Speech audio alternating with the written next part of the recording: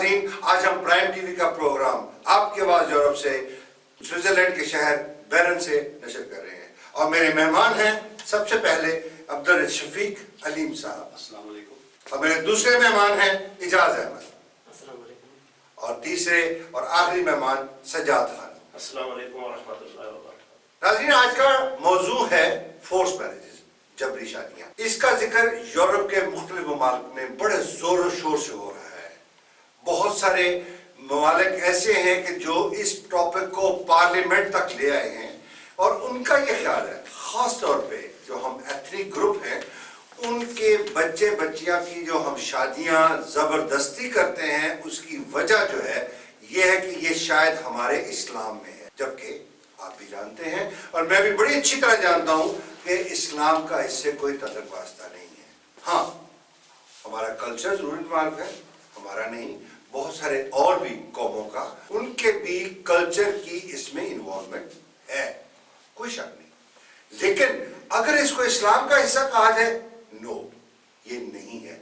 आज मैं अपने पैनल से यही सवाल करने जा रहा हूं कि क्या जो फोर्स मैरिजेस हैं वो हमारे आने वाली नस्लों के लिए मौजू है या नहीं, फोर्स मैरिजेस होनी चाहिए कि नहीं, अगर होनी चाहिए तो क्यों, अगर नहीं होनी चाहिए तो क्यों नहीं। मैं इसका आगाज करूंगा अलीम साहब। अलीम साहब, वेलकम टू द प्रोग्राम। मैं आपसे यही सवाल अगर इसका आगाज करूं तो आप क्या कहेंगे? नहमदुहु व नसल्ली अला रसूलिल करीम, अम्मा बाद, फ़ाऊज़ु बिल्लाहि मिनश शैतानिर रजीम, बिस्मिल्लाहिर रहमानिर रहीम। जैसा आपने सवाल किया है कि जबरी शादी, जबर का मायना है जुल्म, जब किसी को आप मजबूर करें, और दूसरी तरफ उसको कहेंगे जबर की खुशी। शादी लफ्ज़ है फारसी ज़बान का जिसका मायना है खुशी, और ये जबर और खुशी दोनों मुतज़ाद बन जाती हैं। अब शादी क्या है?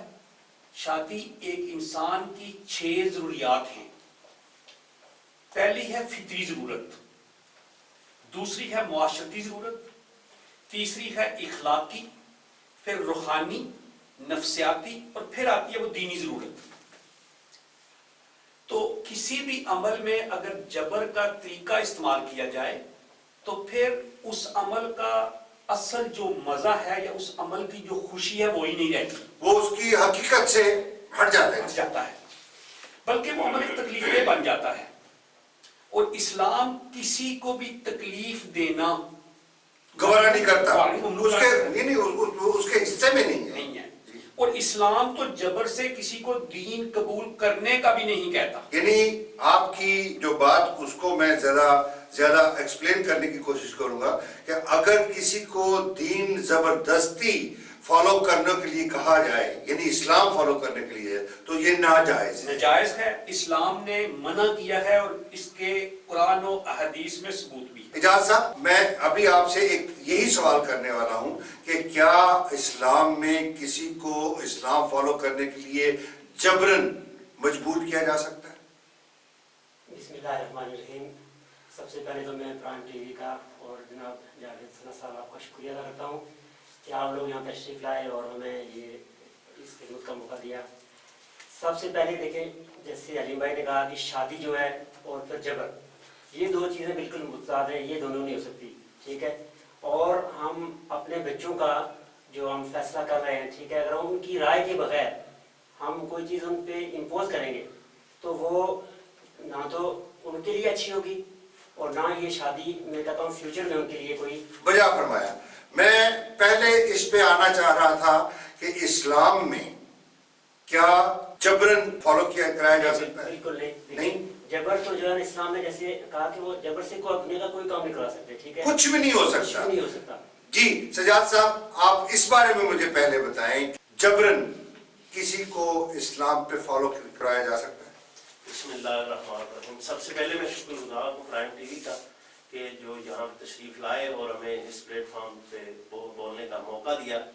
और मेरी जो ज़ाती राय, जो अपनी तरफ से मैं जो ज़ाती राय पेश कर रहा हूँ वो ये है कि जबरी शादी कतन जायज़ नहीं, इस पे मैं भी इत्फाक करता हूँ। उसमें अगर आपका कोई मकसद है या आपका कोई प्रॉफिट है उसके मैं भी खिलाफ, लेकिन आप अपने बच्चों को एक एडवाइस दे सकते हैं कि ये आपके लिए रिश्ता अच्छा है, बेहतर है कि नहीं। लेकिन जो میرا سوال تھا وہ یہ ہے کہ کیا جبرن کسی کو اسلام قبول کروایا جا سکتا ہے؟ جی نہیں، آپ اس سے تلقین کر سکتے ہیں، اسلام کی تلقین کر سکتے ہیں، جی۔ بلکہ میرا یہ خیال ہے ناظرین کہ اسلام کو کسی سے کو قبول کروانے کے لیے آپ کو خود ایک مثال بننا پڑے گا کہ وہ آپ کو دیکھے کہ یار کیا یہ اسلام ہے، ماشاءاللہ یہ تو ہمیں فالو کرنا چاہیے، نہ کہ وہ یہ کہ کوئی ایسا اسلام ہے اچھا وہ دیٹ از ایبسولوٹلی غلط۔ جی علیم صاحب، آپ کچھ بیان کر رہے تھے اس کے بارے میں، اب ہم چلتے ہیں جبری شادی کی طرف۔ تو جاوید بھائی، میں نے آپ سے کہا تھا کہ اسلام تو جبر سے کسی کو دین قبول کرنے کا بھی نہیں کہتا جا کے شادی کا بندھن جوڑا جائے۔ اسلام میں سب سے پہلے فاعل اور مفعول کی رائے کا باقاعدہ طور پہ اظہار کیا گیا ہے۔ میں ایک چھوٹا سا اظہار کرتا ہوں آپ سے۔ رسول اللہ صلی اللہ علیہ وآلہ وسلم کے پاس کوئی شخص پہنچا، اس نے عرض کی کہ میں نے فلاں کی آفر رکھتا ہوں یا ارادہ رکھتا ہوں، اس کے بارے میں جب کوئی شخص تمہارے پاس نکاح کا پیغام بھیجے اور جس کے دین و اخلاق سے تم راضی ہو، اس میں فاعل اور مفعول دونوں کے لیے بات ہے۔ جی بالکل بالکل، تو اسے رشتہ دے دو اگر تم راضی ہو۔ اگر تم ایسا نہیں، یہ آپ کس چیز کا ریفرنس دے رہے ہیں؟ میں حدیث کا ریفرنس دے رہا ہوں۔ کون سی حدیث ہے؟ یہ ہے جناب ترمذی کتاب نکاح، باب ماجہ میں فی من تردون دینہ، صفحہ نمبر ہے 1084۔ بے یخ کی ایک کتاب ہے، اس کا صفحہ جواب نمبر 7 ہے اور صفحہ نمبر 72 ہے۔ نہیں وہ تو آپ کی بات درست ہے جی، لیکن مجھے یہ جو آپ کتاب کہہ رہے ہیں جی، اب میں اس سے بہتر سمجھوں گا کہ اگر آپ حدیث کا کلیئرلی نام لیں۔ بالکل حدیث کا ہے یہ بالکل حدیث کی بات کر رہا ہوں۔ ترمذی شریف میں کتاب ہے باب النکاح۔ باب النکاح اس کا ایک چیپٹر ہے، اس کے اندر ایک چیپٹر ہے اور یہ صحاح ستہ کی کتاب ہے۔ اس کے بعد درمیان بغیر پوچھا کہ جب تمہارے پاس کوئی شخص نکاح کا پیغام بھیجے جس کے دین و اخلاق سے تم راضی ہو۔ صحاح ستہ، صحاح ستہ کی 6 کتب ہیں۔ صحاح ستہ، صحاح ستہ۔ تو اس میں کہا کہ واضح رہے اگر شریک حیات خاوند یا بیوی، دونوں میں فاعل یا مفعول، دینداری کے ساتھ دیگر خوبیوں، خوبصورتی، مالداری، حسب نسب، یہ سب چیزیں ہیں، سے بھی متصف ہو تو یہ انسان کی خوش قسمتی ہے۔ اگر خوبصورتی تو بھرپور ہو مگر نیکی اور تقوی کا نشان بھی نہ ہو، تو اس کی مثال میں ایسے دیتا ہوں، ایک بچی یورپ میں پیدا ہوئی، اس نے اچھی تعلیم حاصل کی، وہ با پردہ بھی ہے، با ادب بھی ہے، اور وہ یہاں پر ایک ایسے لڑکے کو بھی پسند کرتے جو مسلمان ہے، اس کے اندر بھی یہ ساری خوبیاں ہیں۔ لیکن اگر ہم اس کے والدین بچی کے یہ سوچے کہ یہ لڑکا تو یہاں کا ہے، یہ تو کوئی اور ہے، ہم یہاں سے تو نہیں شادی کرنا چاہتے، ہم اپنے ملک میں اپنے بانجے یا بھتیجے سے جو ان پڑھ بھی ہے، جو لڑکی کے سوشل سٹیٹس میں بھی اس کے برابر نہیں آ رہا ہے، تعلیمی لحاظ سے بھی نہیں، شکل و صورت سے لحاظ سے نہیں، اور ہم اگر اس کو فورس کریں۔